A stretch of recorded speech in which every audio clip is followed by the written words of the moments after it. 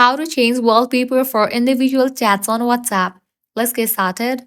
First, update your WhatsApp to its latest version. For that, launch your Play Store or App Store, search for the app WhatsApp.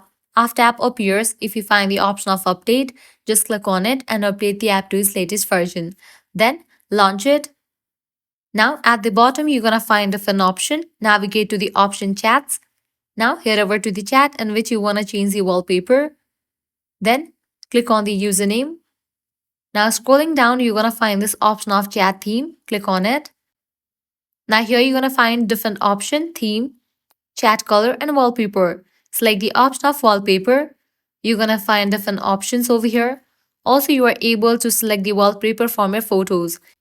If you want to do so, click on this option, choose from photos.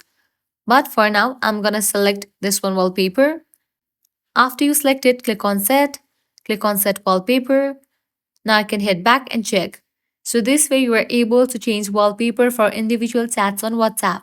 So that's a wrap for this video. If this guide was helpful, do not forget to like, share and subscribe to our channel. Thanks for watching.